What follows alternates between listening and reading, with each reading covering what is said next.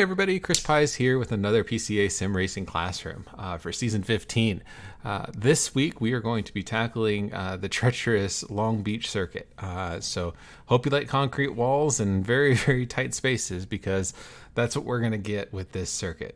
It's a street circuit, obviously, which means lots of bumps, lots of turns that weren't necessarily designed to be a racetrack, and like I said before, concrete walls. The key to street circuits is you got to be taking risks to maximize your time. Like any course, we want to maximize and use all of the track. The problem here, though, is that instead of getting a 1x, if you drop a wheel into the grass, you're going to be hitting a concrete wall and probably taking damage on your vehicle. So we have to weigh the risk factor along with the factor of maintaining speed. And precision is key at tracks, street circuits like Long Beach. So what we're going to do is like what we always do. We're going to go through and do a deep dive on the track itself, do a lap by lap or a corner by corner analysis, talk about Long Beach, talk about where you can be aggressive, where you need to watch out, and then we'll talk about potential passing areas. Spoiler alert, there's not a whole lot at Long Beach, but we'll talk about how we can race Long Beach and be effective at it over the course of an hour for this coming race. So we'll see how that goes. But as the replay is loading, anybody have any questions about the league so far or about the series? Everything been okay and nothing too nuts, hopefully. I know we started off with a couple of tracks that were new to PCA sim racing, so and frankly, especially with Mexico, very new to the service. Phillip Island not so much, but it's not raced that much. So a lot of people hadn't raced those two circuits, but with Sebring being a classic, we are now going back to a track that hasn't seen a lot of action here at PCA, so it may be relatively new for a lot of folks. But have people been enjoying the races so far, or just wanted to take the temperature real quick of what folks were thinking? And of course, we don't have to. We can go straight into it. Go ahead. Yeah, I'm fine. It's a thumbs up, but probably easy to please. Well, at the end of the day, we're racing, Porsches around some of the most iconic tracks in the world. What's to complain about, right? And hopefully the racing has been good. I know that we've seen for this series, especially compared to the season 14, season 13 and such, we've definitely seen an uptick in participation. The grids have been full, and there's been a lot of cars on track. With a lot of cars tends to sometimes come a little bit of carnage, as we all know. But hopefully it's been at least tolerable, and people have been enjoying it for the most part. I know I've had a couple of my first two rounds at Mexico and Phillip Island were rounds to forget. But even despite that, those misfortunes, they're still fun to race, and it's still a fun hobby to do. So what we're going to do is I'm going to show the replay or show a quick hot lap that we're going to discuss in full, so you can kind of get an idea. The lap we're going to take is this 17, or it's actually going to be this 17.72. I technically went a little faster later on, but it was a little bit scrappy. I'd rather get a lap that is a little cleaner and a little bit more technically better. So for those keeping score at home, in terms of the conditions, we are running with a 71 degree track temp, relatively low usage, and the lap time we're going to be looking at was a 17.72, I believe. So it's going to be, this lap right here, lap 9. So without further ado, I'm going to go ahead and put us in the cockpit, and I am going to run this lap. The other thing I'm going to do real quick is I am going to, in Discord right now, I am going to share my screen, and that will give you sound. So if you, give me 1 second, entire screen, there we go. So if you click over onto my name in Discord where it says live and click watch stream, you will actually get sound for this instead of just a silent. So here we go. We're going to go ahead and give it a start and let it play through.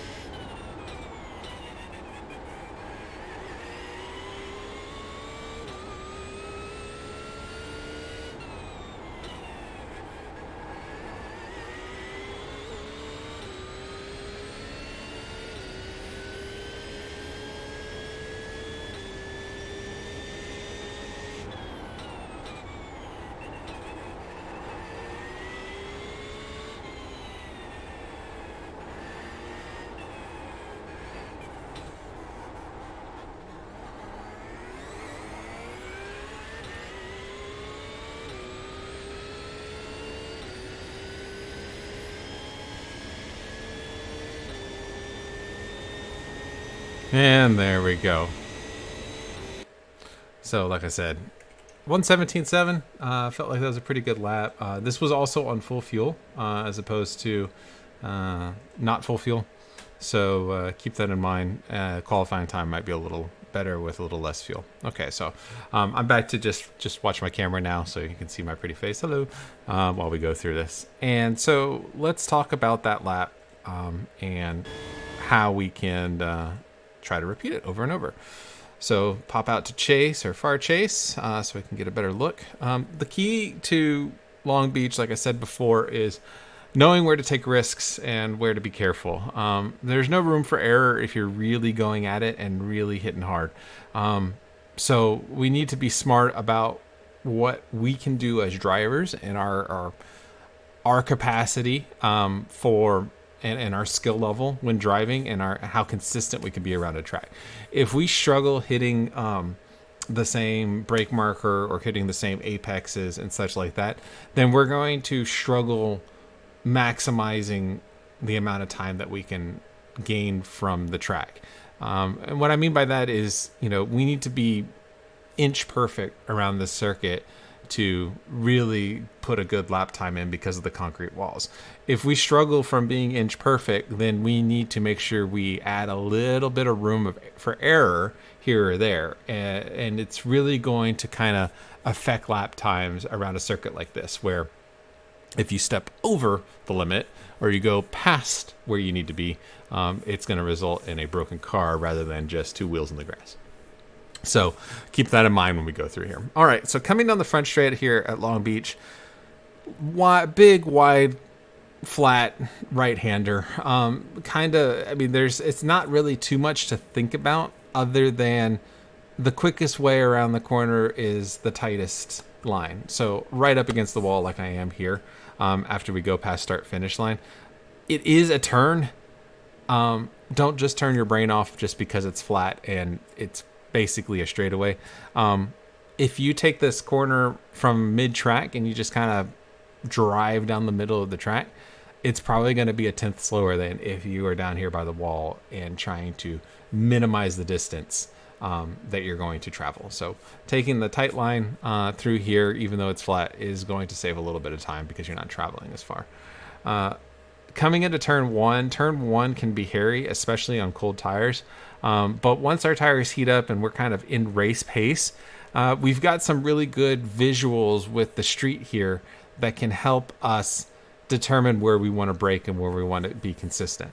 Under race conditions, I'm probably not threshold braking all the way like I am for this model lap. This model lap is more of like a qualifying type lap, but under race conditions, I'm probably backing it off and probably getting out of the gas a little sooner, saving a little bit of fuel, coasting into the brake zone and having a longer, softer brake pedal as opposed to braking at the threshold and trying to slow the car down as fast as possible. We've got, like I said, some really good visuals. We have this traffic light that goes across. We've got the lines in the road for the intersection. And then way over here on the right, and on the left, we've got some brake markers as well. Frankly, when I'm driving it, I don't even see these brake markers, the 54300 boards, because there's a lot of noise up where they are. My eyes are over on the left, so I'm looking over to the left. I didn't even know these brake markers existed until just now. But with the people and the stands and the buildings, they kind of blend into the background. And so it's really hard to determine it. I like to use, when I'm trying to save fuel, I like to use the stoplight here as kind of my signal and the line of that accordance with the stop line. Also the end of this curbing as well as a really good point to lift, coast, and then brake. If I am going 10/10ths and I am trying to turn the best lap time I possibly can, I am going to brake after the intersection. And basically, as you can see here, you can see this little red line signifying the right side of the track. It kind of curves. I'm braking just before it starts to curve over to the right. So if we go forward a little bit really slow, threshold, I'm braking just before it. So I'm crossing over this second intersection line and then braking about maybe 2 car lengths past it. If you had to put it onto a brake with the boards here, I'm braking probably at the 450. Is probably a pretty safe one. Any deeper from this, you really run the risk of not making the corner, and not making the corner means either going so slow or having to stop the car to be able to make the turn, or running wide into the barriers on the exit.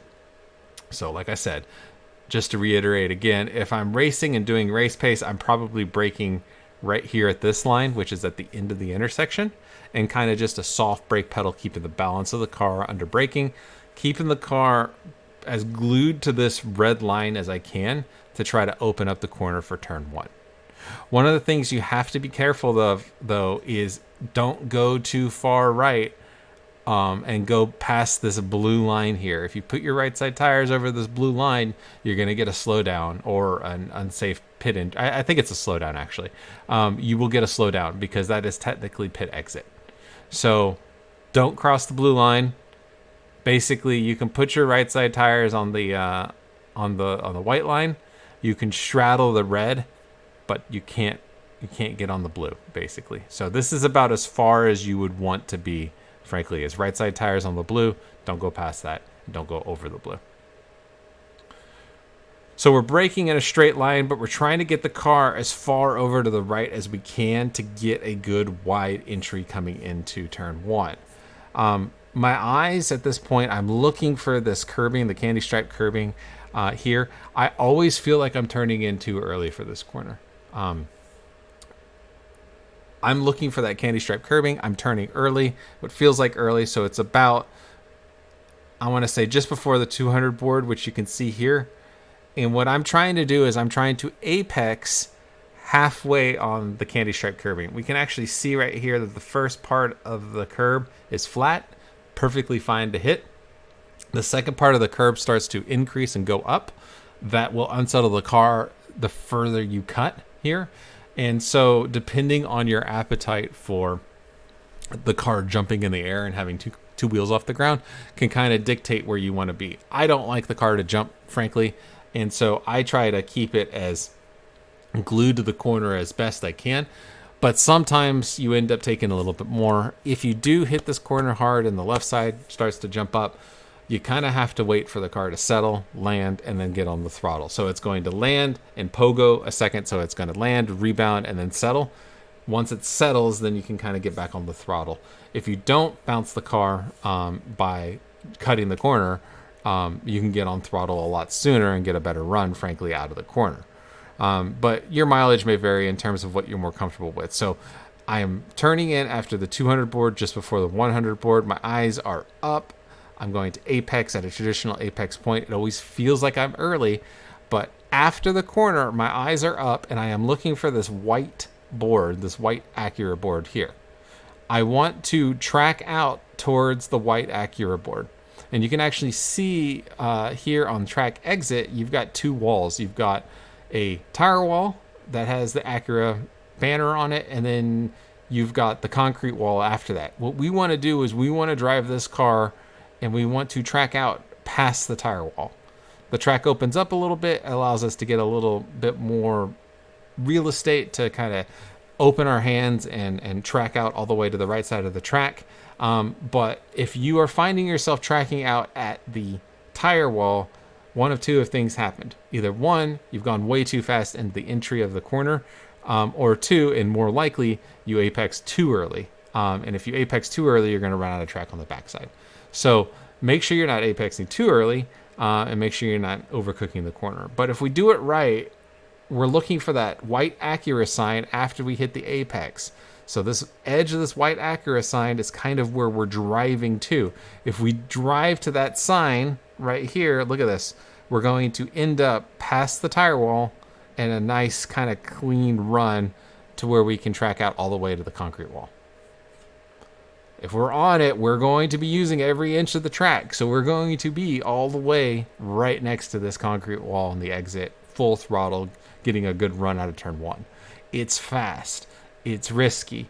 But once your tires are sticky and you get consistent with it, man, you can really get some speed coming out. I am full throttle in second gear right here at this point. Now, I touched the curb a little bit, so I had to wait. If I didn't touch the curb and on other laps, I'm at full throttle pretty much at this point right here, getting a good run coming up. If we get a good run, we're going to run up through the gears. We're going to run up through third gear. We're going to get to third gear just for a little bit, and then we come up to the fountain section. Basically, when you come around the left side and you have this visual, we're going to drive in a straight line.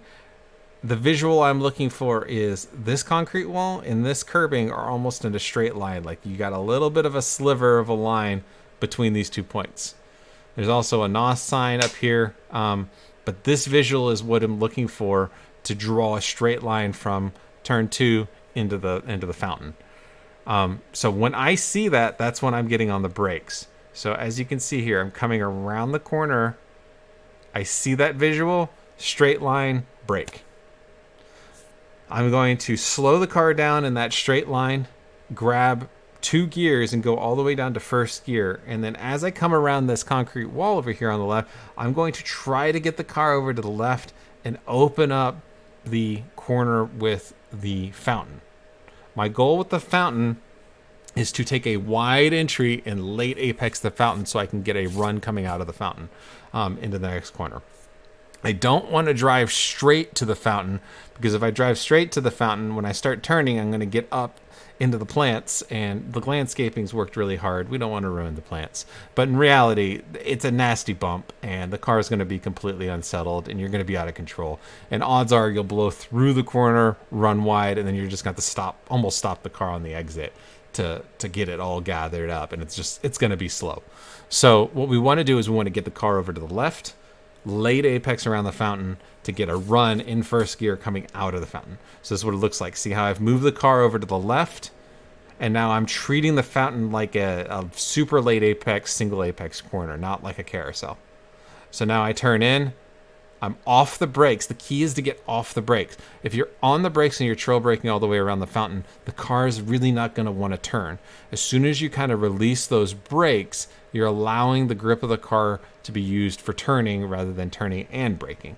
So as soon as you let go of that brake pedal, the car will turn better.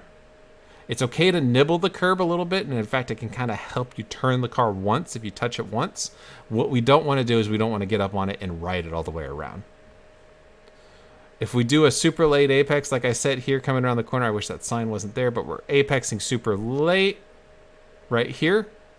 What we're looking for is this concrete wall. It's white. It has no advertising on it. That is our apex point on the exit in first gear. So we're basically trying to create a straight line to get a good run coming out of this corner, opening our hands and drawing a straight line coming out of the fountain. So right here, this is our straight line that you can see, and we're trying to drive the car along this line. Another way to think about the fountain is we're looking for a straight line on the entry, move the car over to the left, late apex, we're looking for a straight line on the exit. Those straight lines are key to getting a good run coming out of the fountain.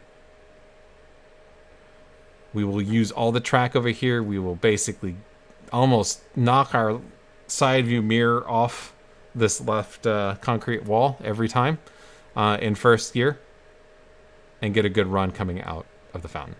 So let me show what the fountain looks like one more time without starting and stopping.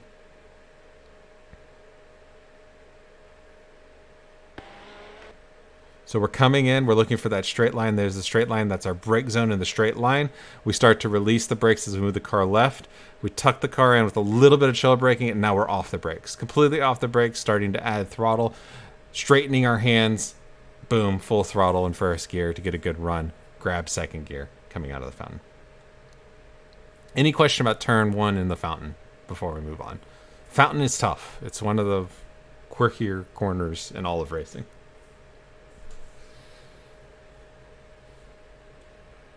All right, hearing none. Perfect. We will continue. All right, so we're coming out of the fountain. We're going to have a nice right-hander here. This right-hander is quicker than you think. It's in second gear. What we want to do is we want to move the car all the way over to the left, and we want to brake. Hey, there's a guy asking a question about if you use first gear at all. I'm not sure if you heard him. Oh, no, I did not hear him. Sorry, I apologize. Yakum. Yakum. Why do I have Joachim muted? Okay. Sorry, Joachim. Hold on. To help turn the car. I got Can you. hear me? I got you now. Ask your question again. Sorry, Joachim. Are you using first gear to help turn the car to the right? The shift from second to first gear. Going into the fountain? Yeah. Well, to I- get that rotation, Yeah. shifting from second to third helps a bit, right? You mean second to first? Oh, a little bit. Yeah. I'm doing it more because this is actually one of the. Normally, I preach, if you come to any of these classrooms, I preach stay in the highest gear that you possibly can, because it enables you to carry more speed into a corner, and carry momentum. You can't really carry momentum around the fountain. If you carry momentum around the fountain, you risk running deep through the fountain, and it's not a place you want to run deep.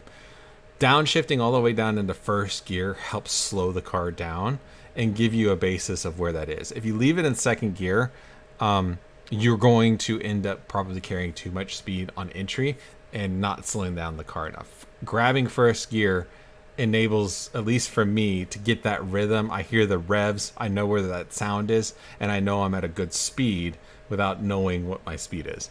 I'm not using first gear to switch or to get the car turned in. In fact, I'm grabbing first gear right here. So I haven't actually even turned in for the fountain yet when I grab first gear. I'm in a straight line still. I grab first gear and then turn the car. And then when I come out of this corner, I've got you can see my throttle trace. I'm adding throttle at this point right here to get a run coming out of the car. From basically this point until here, I'm in first gear. That's a decent amount of squeeze and distance in first gear before I've got to shift because I've run out of revs.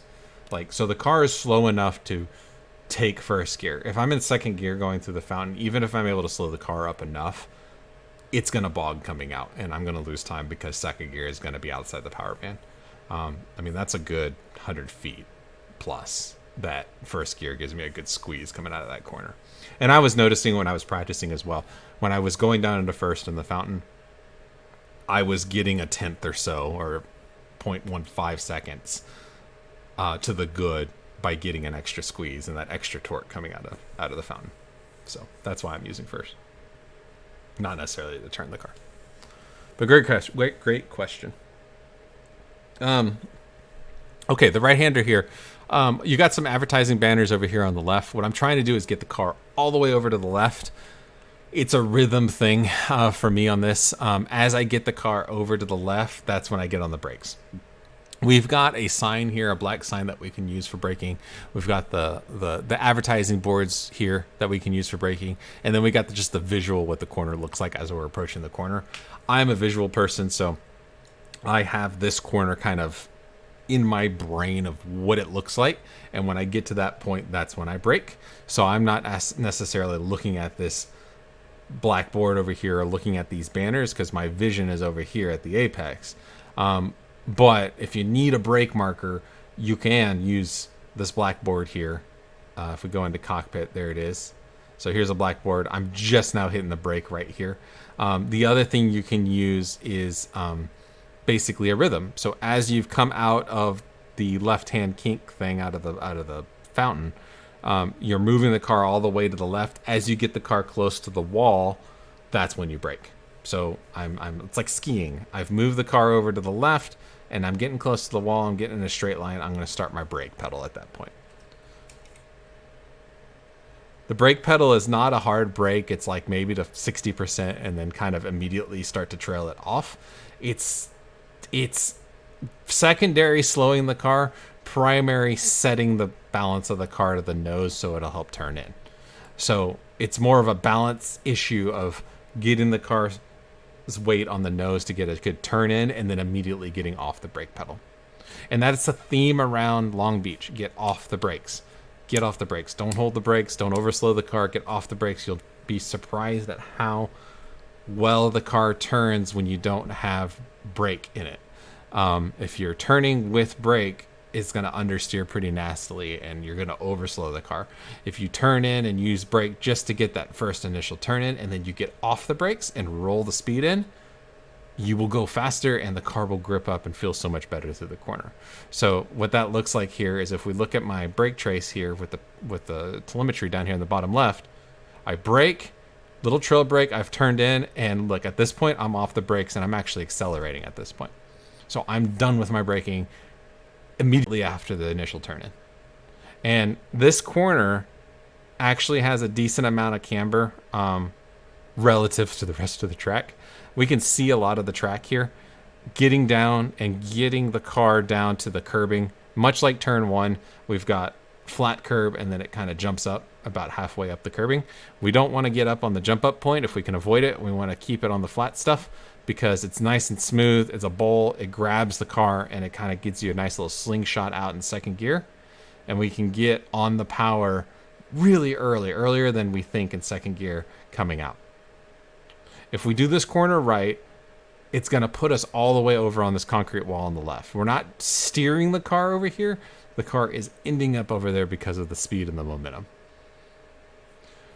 This is an example right here with this wall of kind of me not having enough time at Long Beach in recent memory to be more comfortable with getting the car all the way out here on the edge. So while I am pretty darn close, I've still got, what, a foot between me and the wall? That's extra speed, which is probably a mile an hour or two at the apex of the previous corner, that I could take that corner to put me closer to that wall.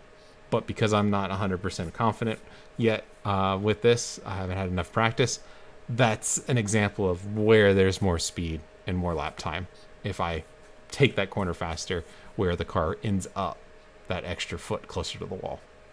So the closer to the wall you get, the faster you're going to be going, but the riskier it is, because if you tag that wall, it could break your car or break a suspension component. So keep that in mind. All right, we got a good run coming through that corner. We're now going to grab third. Actually, no, I remember. I'm actually staying in second through this corner and through this run up this hill. It's going to be flashing at you to shift up. It's not enough time to grab third. You're not going to get any real benefit from grabbing third and then going down to second. Leave it in second. Let it wind all the way out. If it tags the rev limiter, so be it. I wasn't even touching the rev limiter. The lights were flashing at me, but I wasn't bouncing off the rev limiter yet. So I wasn't slowing myself down by just staying in second and saving a shift. But we're going to come all the way up here. As this corner starts to kind of go uphill, and you can see it's going uphill pretty much right at this point. That's my brake zone. So as soon as we get to the uphill portion where it starts to compress and go uphill, I'm going to start my brake. Another visual that you can use for it is these advertising banners over here on the left. You can also use the markers on the street. We're going to brake before them, basically. So as we approach it, get a feel for what this distance looks like in the car. And that can be used as a brake marker. For me, as I said in the previous corner, I'm a visual person. I'm looking at the apex. So when that corner is coming to me, I know what it looks like, and I know when I'm braking based on the way the vision looks like. So we're going to brake in a straight line up the hill, and we're going to try to take a late apex into this corner. This corner is risk and reward. There's lots of different lines that you can take through here. The further you cut the corner and jump over the curbing, the more unstable the car will be at apex, and the more careful you have to be when adding throttle. If you don't jump the curb, you can get on throttle really early, and frankly, in my opinion, it's a little bit safer because you run less risk of turning in too early for the corner. So if you cut the corner, you're basically turning in earlier than you otherwise would, but you're cutting the corner so you're able to take a tighter line through the corner. If you take a later apex, you don't even really flirt with the left wall or the track out wall, because you're taking such a late apex that you're able to open your hands and get casually, not casually, but ease into the track out spot, as opposed to the car is headed towards the wall and you still got to keep your steering in there. What does that look like here? This is what it looks like. So I like to take kind of like a little hybrid where I kind of midway jump the curb. Left side tires I like to keep on the left side of the curbing bumps here. But you can basically, if you really want to be super aggressive, you can take these tires and put them on the curbing. If you do that, the car is basically going to get a little bit airborne. And there is a nasty bump that if you hit it just wrong, can really upset the car. And if you got any throttle and any steering input, you will go for a spin through here. The further left you take this corner, or I guess these left side tires, the more in contact they are with the actual street and not the curbing, the less bump that you have and the less risk of the car bouncing around while you're under throttle and spinning. So only take it over the bumps if you're comfortable with the car kind of just bouncing around and you're not going to get on throttle. If you're not comfortable with it, take a later apex, bring the car over here to where my cursor is here, and kind of take that line through the corner. Like turn 1, we're looking for the end of the tire wall. The tire wall here on the exit of this turn has the advertising banners on it. So we're looking for this Acura banner, and our track out point is the concrete with no advertising banner. So we want this car to end up getting to the concrete wall out here. You can actually see some artifacts of racing. So the little rubber bits where people have hit the wall that they've modeled in. This is where you should be tracking out through this corner. If you're finding yourself coming up and headed towards the Acura banner or the Bank of California, even worse, you turned in too early and you carried too much speed through the corner. So we want to be apexing or tracking out after the advertising sign because there's more room. The tire wall comes in pretty significantly from the concrete wall. The other thing I'll say is look at this the factor of or the characteristics of this corner. It's off camber. So we just went uphill on the entry. So our turn-in point was uphill with compression. We got up to the apex point of the corner, and then the corner falls away.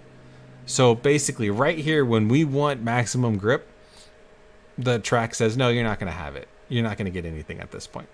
And so that's why it's really important to keep super quiet hands coming over the crest of this hill into this off-camber situation. So if you've got oversteering the car when you crest this hill, guess what? The car is just going to spin, or it's going to want to spin.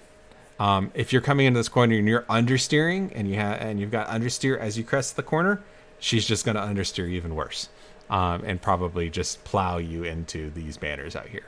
It's just really important to get the car on a really good angle coming in. So when you go over the crest of that hill, the car is in a neutral state. And then as you crest that hill, you kind of keep your hands super quiet. I don't want to say completely have them straight. You can have a little bit of steering angle of them, but we don't want to be like this when we crest that hill. Because when the car lands on the backside, it's going to grip up and just shoot to the right and usually ends up in a spin. So let me back up and show you what it looks like again. So on our entry into here, we're going to brake on the upswing. Nice late entry. Straighten our hands out as we crest over the top. You can see the car bouncing all over the curbs. And we're opening our hands to get a track out point over here where these rubber marks are on the concrete wall. If I back it up, you can actually see the difference. So look, it's probably a good maybe not 6 feet, but maybe 4 or 5 feet. If the tire wall off of the concrete barrier, that's just extra room. Well, you don't want to be over here anyway because that's just super early apex. But we want to be out here, allow the car to move out, opening our hands to allow it to have more traction to accelerate out of the corner. We got a nice little run down the street here before this left-hander. We've got some really good brake markers leading into here. In general, what I do on this corner is I will get the car all the way over to the right, and I will brake just before the 200 board. So we're going to go 4-3 and then brake just before the 200 board. I'm in 4th gear. I'm going to downshift all the way into 2nd gear. And then my goal at the apex on this corner is basically to apex around what we can see. So we've got 4 or 5 banners here, a double banner of some advertiser. We are trying to apex around this last banner. So you can see a little bit of the curbing. We want our car to be as close to the wall as possible, but around the corner. So super late apex. So we're going to brake. As we're braking, we're going to drive the car straight, and then we're going to really delay our turn in to as late as possible, but still getting the car around the corner. So we're waiting. We're turning in basically at the 100 board. We're going to be in second gear, and we're going to apex around the corner. So our apex point wants to be here. We can't see it when we start our brake point. Super important to have a really late apex here. As we apex, we want to be off the brakes and start accelerating, but it's a gradual throttle application. We can't just smash the throttle here. The car is under really high load. We have a bit of a compression point right here at the apex. We can actually see a lot of the road, so we're actually like compressing into the road. If we hammer that throttle, we've got a ton of steering angle. In fact, my steering wheel's at 90 degrees at this point. So if I smash the throttle with my hands like this, the back end's just going to loop. And especially on cold tires to this corner, it's super delicate to balance this car to not get power oversteer coming out of the corner. So we're going to roll on the throttle on the exit, opening our hands, and we're going to use all of this track to allow more grip to the rear tires to accelerate, to get a good run out of the corner. What I mean by that is as we add throttle, we have to open our hands. We have lots of room to open our hands to make the corner nice and wide. And we want to basically just gauge ourselves. If we do it right, our car is going to end up right of the red line in the street on the exit. So the car is like really kind of four-wheel drifting all the way out. We're catching that drift, and then we're letting the car run as far as it needs to with the acceleration that we're giving it.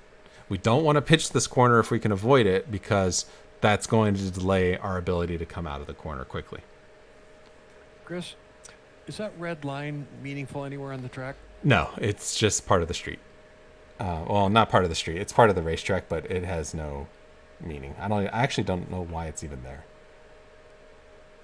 It's not like a track limit thing or anything. It is the track limits on this track are the concrete walls. So, but the red line on this one is really helpful to know that the line coming out of this corner is across that red line and nice and wide, allowing the car to kind of move. I don't ever get all the way out to the concrete wall unless I had a oversteer moment that I had to correct for and catch. Then the car will kind of wiggle out even further. So I tend to leave a little bit of a gap here, just in case coming through that corner I did have to oversteer to catch it. I'm not right up on the wall and going to clap the wall on the way out.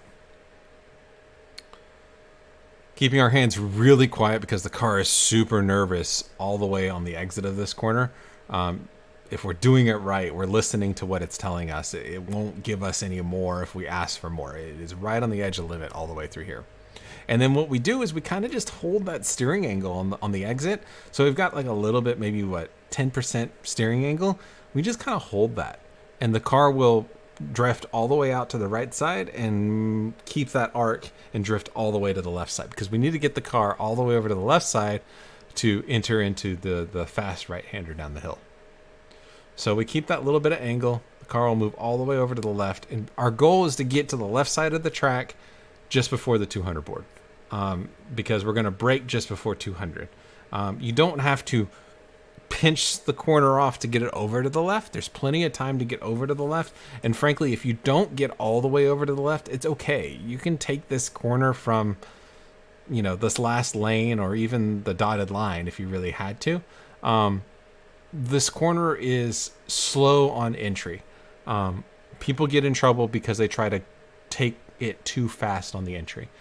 Everything is about the exit through this corner. And so what we want to do is we want to make sure that we've got the car in a stable position under braking, and it always feels like you're going too slow, but you have to, because if you go too fast, the car will understeer into the tire wall. So we're going to brake, slow the car down, second gear, nice wide entry, so super late apex. I'm turning in after the 100 board. Our eyes are up, and what I'm looking for is the red modal sign. The red modal sign is the tire wall. I want to track out after the red modal sign.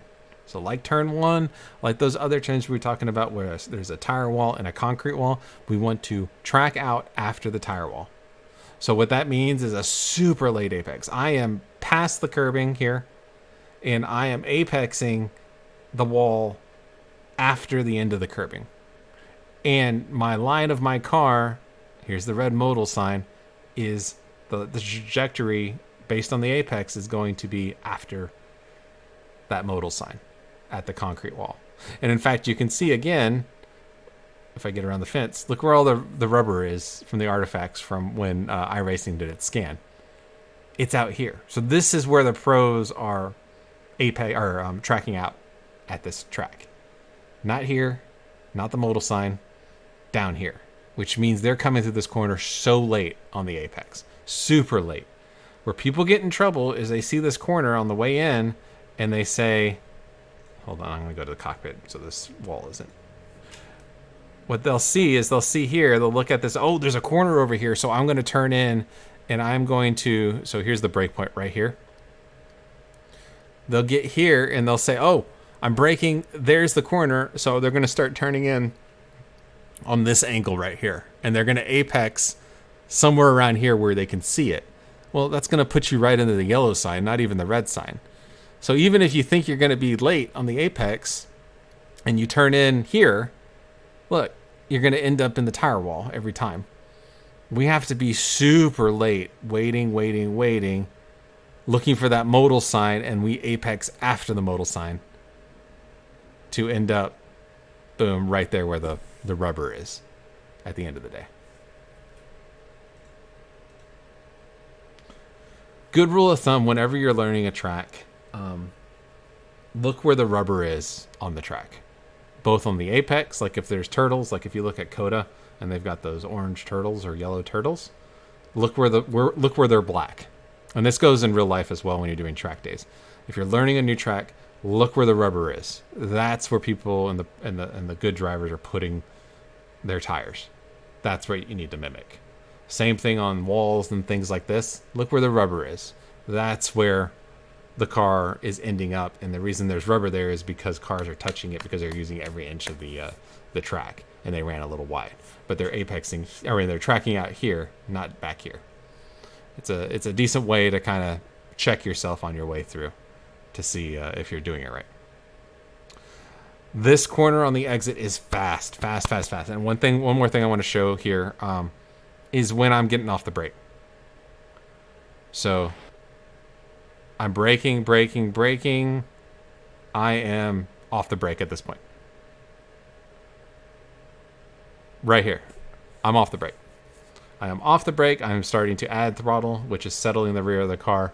It's not an on-off switch of the throttle. It is a rolling of the throttle. But I am off the brake. And being off the brake at this point is allowing the car to turn better. It's also carrying my momentum into the corner. I am at full throttle just past the apex point.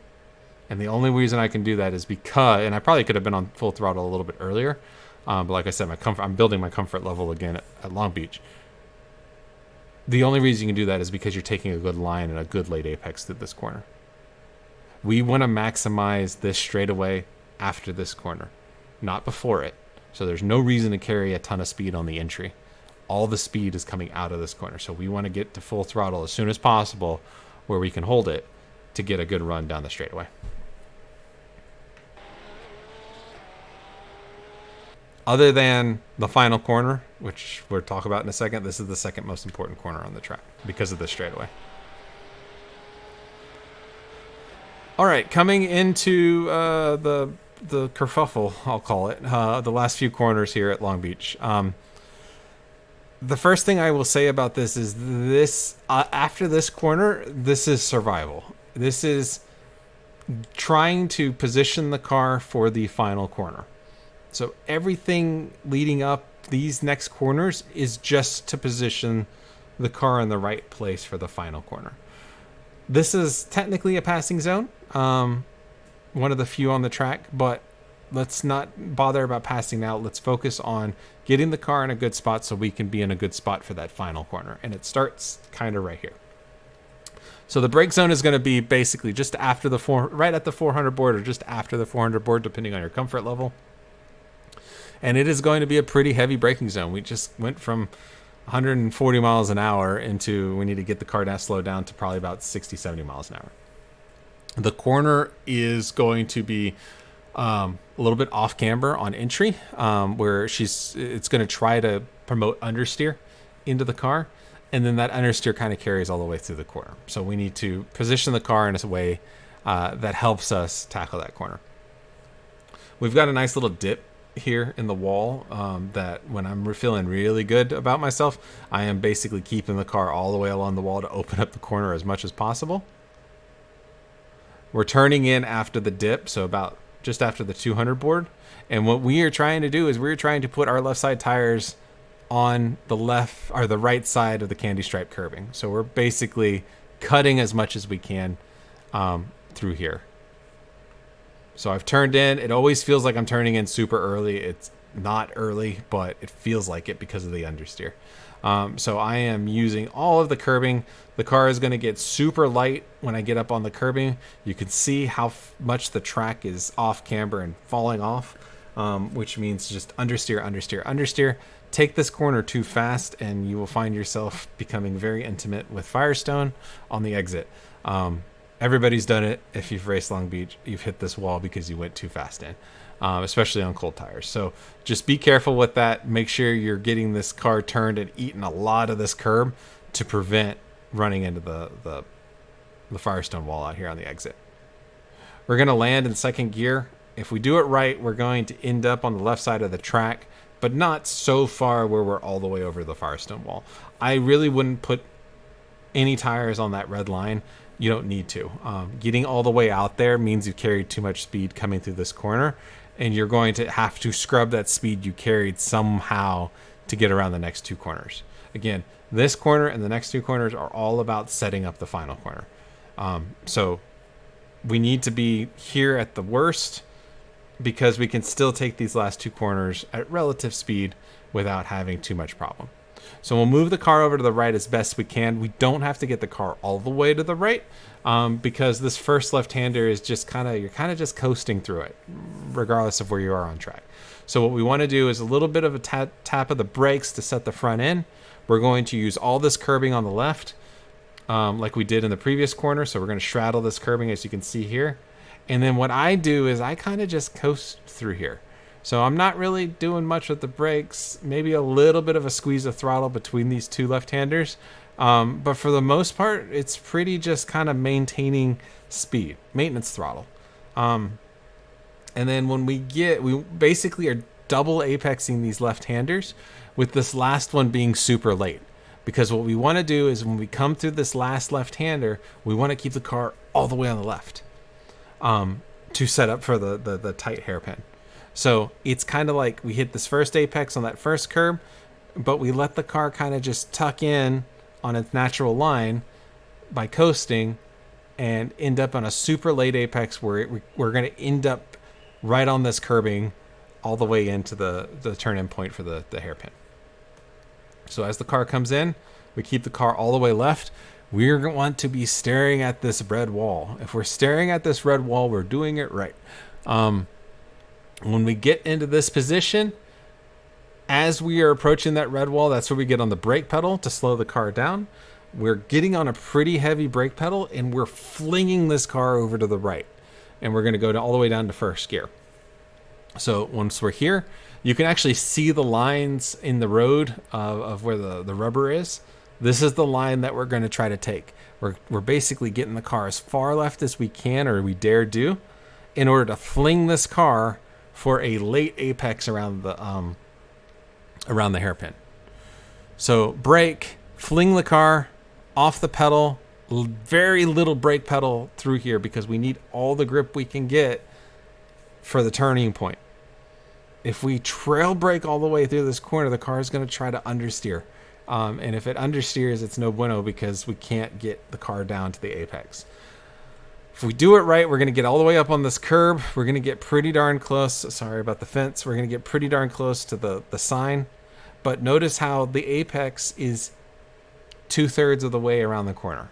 It's not at the midpoint. It's not in the first third. It's 2/3 around the corner. We're driving around the corner. So super wide entry to diamond the corner and get a super late apex.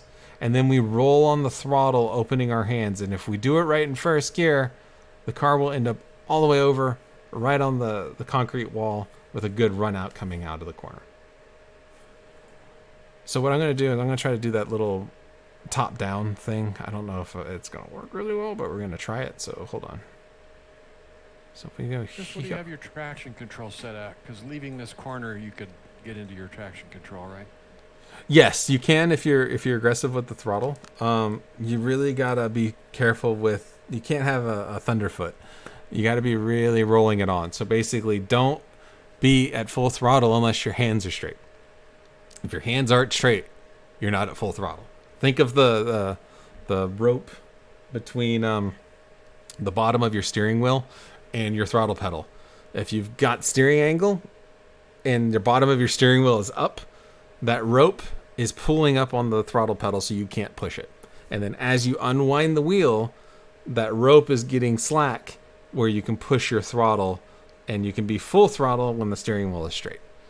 So that rope kind of theory and that feeling is very, very important through a corner like this. A lot of people have trouble with the hand movements through here. You know, if you drive a 3 and 9 kind of normal racing grip, you can't turn the wheel enough, basically, to go around this corner. Like, you're going to end up in a situation like this if you can see my hands, right? You're crossing over, and you just physically can't. You're going to have to let go of the wheel with your right hand. And the way I do it, and I've got like a Formula style wheel. Let's see. Here we go. Oh, let me grab one of my other wheels. So, here's the wheel coming into the corner. When I turn this wheel for it, I am turning and I am letting go of this hand, and I am actually grabbing the bottom of the wheel here and pulling to finish my turn to get all of the turning. And then once I'm done, I let go, the wheel will come back, and then I grab it again to go straight. So it's a grab and then release. Doing this is going to put you in a really awkward spot with your arms, and it's almost impossible to turn the wheel enough without your arms really getting in an awkward situation. And then heaven forbid you hit the wall like this. That's where people hurt their wrists. Oh, this grip is nasty. I haven't touched this wheel in years. So anyway, so again, turn in. I grab the hand like this to help me turn, and then I let it go and come back. Very simple. There's not a whole lot you really need to do to be able to get through the corner right. And I do that every single time. And it's almost just like most muscle memory at this time of how much I need to turn that wheel by grabbing that other hand and then releasing. But what I wanted to show is if I can go to... Let's see if I can do it with pit lane. I go up. We're going to go for a bit of a flight. Whee. Go all the way over here to the boats.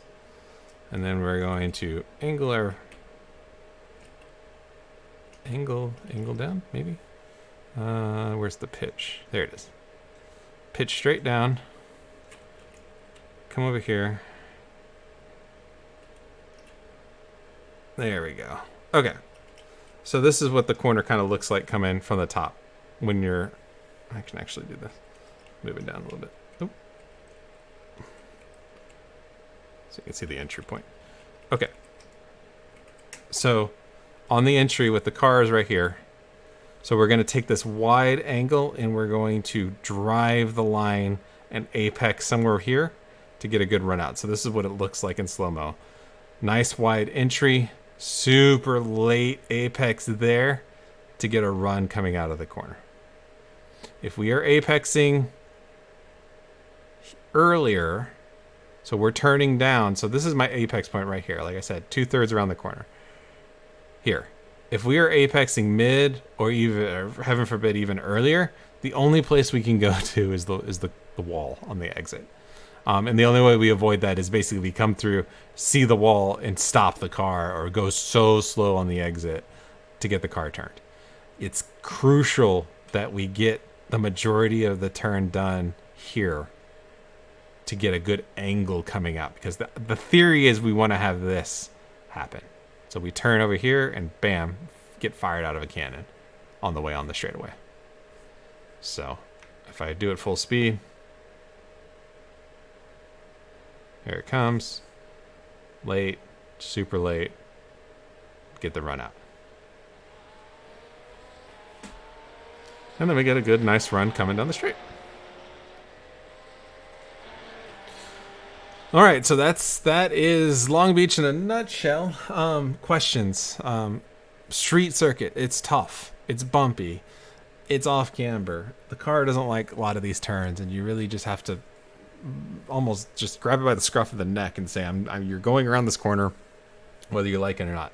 But give me some thoughts. Where are you guys going to have trouble, or if you've been practicing, where are you having trouble? What can we help you out with?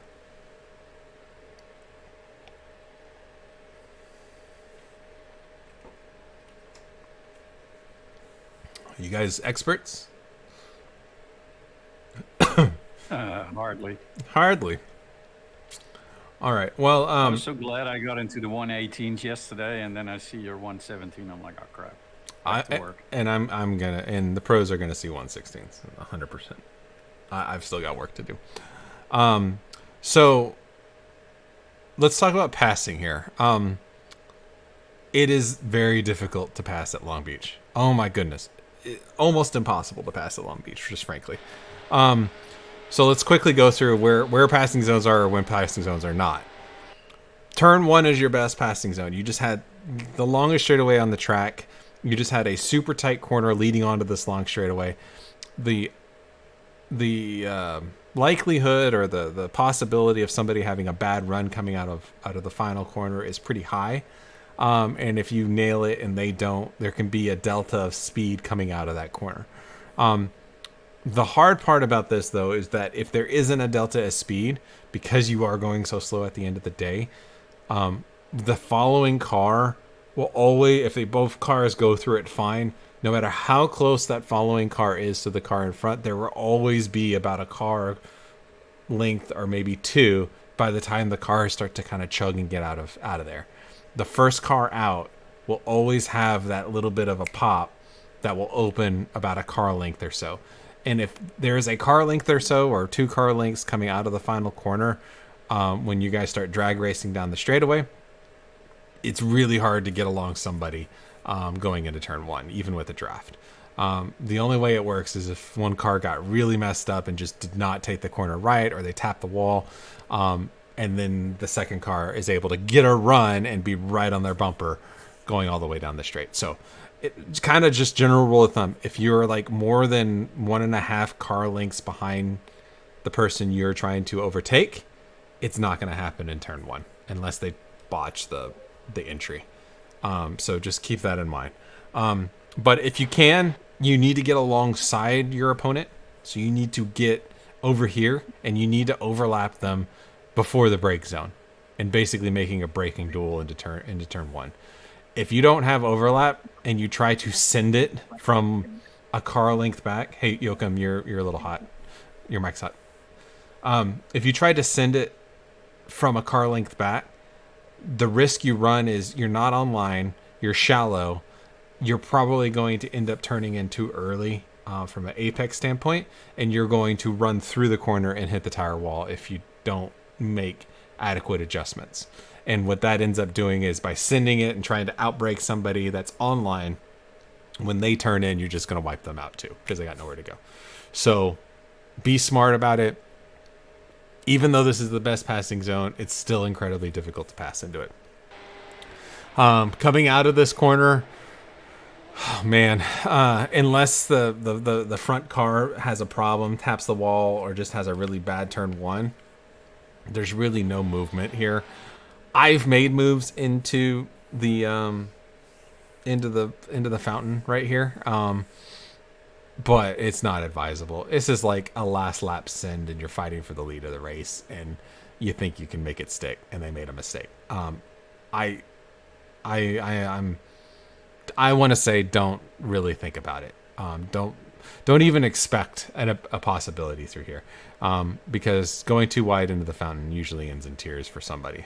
Somebody ends up in the fountain itself if that happens, and it's not pretty.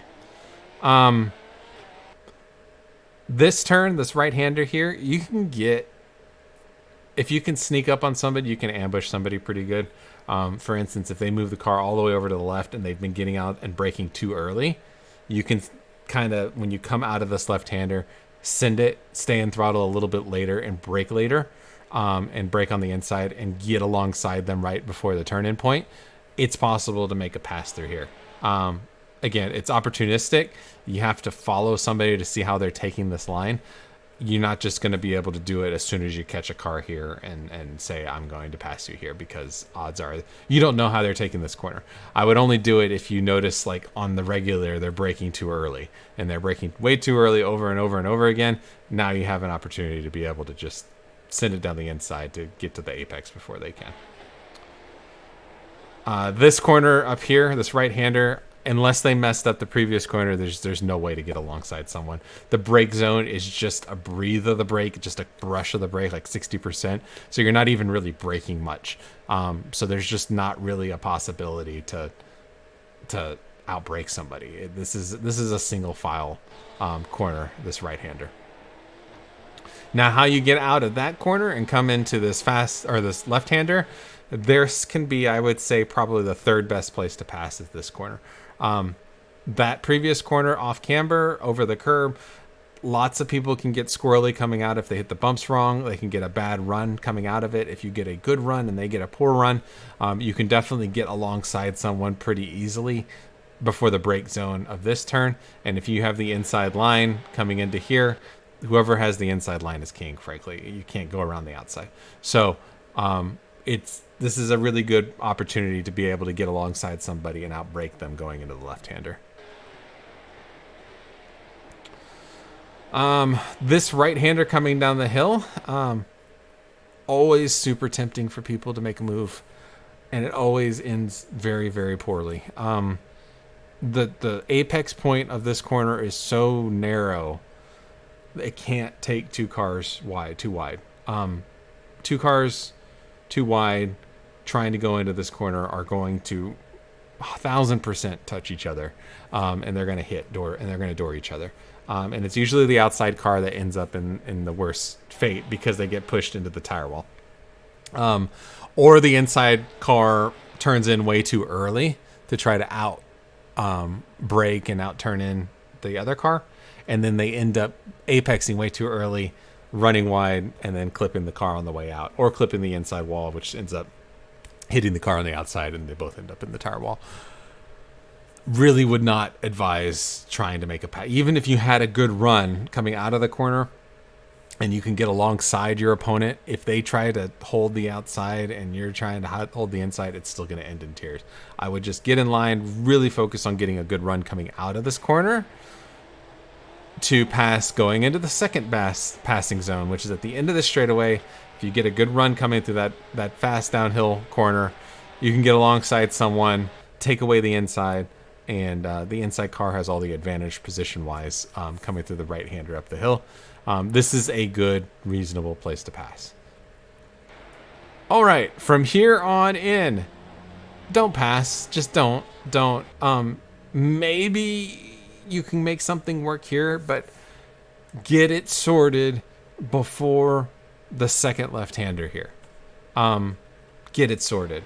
The temptation at this point right here, there's always a temptation at Sebring at this point to try to dive somebody. You know they're going to take a tight line through here to make it through the final hairpin. And you know their line is, like I said, all the way over here to the left. Fine.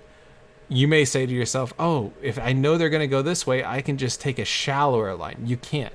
If you take a shallower line into the entry of the hairpin, you're going to end up in the Acura sign because the car physically can't turn enough. It doesn't have enough steering angle. It steers like a Chevrolet Suburban in a mall parking lot. you're going to hit the Acura sign, and then you're going to block the track. Don't dive anybody going into the hairpin. Get in single file, follow them through, get a run coming out of the corner. Where there will be problems is when somebody takes a super shallow line through here, thinking they're gonna make a move on somebody onto the front straight, and they're gonna run out of track. If you are the lead car and somebody pokes their nose and it looks like they're going to take a move on you, make your entry even wider, because like I said, they're going to run into the tire wall on the exit, and they'll probably be perpendicular, nosed into the wall. And there will be enough room behind the car, between the car and the right wall, to escape. But the only way you're going to be able to get through that section is if you exaggerate your entry and make it super, super late to get a straight line coming to where you can stay on the right side of the track. So even if somebody tries to dive you on this one, just over under them. Let them go, run wide, and then cut on the inside and repass them. Even if they somehow don't hit the wall, you will have so much momentum coming out, you'll be able to just repass them down the straightaway. So those are my passing tips at Long Beach. It's super difficult. Where passes tend to happen is people pressuring somebody, they make a mistake, they tap a wall, they damage their car, and then it makes it easy to pass someone. The other way to pass people on this track is conserve fuel. If you don't know how to conserve fuel, we can talk about it, but in general, what you want to do is you want to lift in. If you're following somebody that you can't get behind or get around, you want to lift and coast into corners to save fuel. So that what that means is, as I said at the very beginning, going into turn one, you would be lifting, let's say, at the end of this concrete wall here. So you would lift, coast, brake a little bit later because you're not going as fast, and then continue as normally. You're saving about 300 yards of fuel every single lap. That adds up over the course of the stint, and you may eke out another lap from your opponent, or you will put less fuel in the car at your pit stop. And that is the best place to pass at Long Beach, is in the pit stop with a shorter pit stop. So, all right, that's about all I got for Long Beach for you guys. Any questions? Okay, hearing none. I think the EDE is a little bit, or the Prelude is a little different today. I think they're breaking it up into actual classes now. So instead of Pro Club, because we're getting so many drivers, they're going to have one for Pro and one for Club. So it's going to be separate. So make sure you're signing up for the right one. If you are in Sport or Challenge, I think there's also going to be sessions open for you as well. Just make sure you're entering into the right one when you join, or else you're going to be a club driver in the pro session, or vice versa. So just take a look for it. It's a little different. Are you talking about the sessions today, Chris? Yeah, aren't they breaking them up? Yeah, but not by club and pro. We're doing it even and odd numbers. Okay. Can you explain that real quick for everybody? If your car number is even, go to session 2. If your car number is odd, go to session 1. If you don't have a number or not sure, look at whatever session has fewer cars than the other. We're trying to just have a roughly 50-50 break rather than do it class. Okay, well, there you go, guys. Odds and evens, or if you don't know, just pick one that is less populated. So, cool. That works for me. All right, guys, we'll go get it. Go practice. I'll hang around for a little bit, ask for any questions that people didn't want to ask in front of the group. I am going to stop the stream and the recording. So thank you in TV land for watching. 2 weeks from now, we will tackle the next track. So I hope to see you then. Thanks for watching.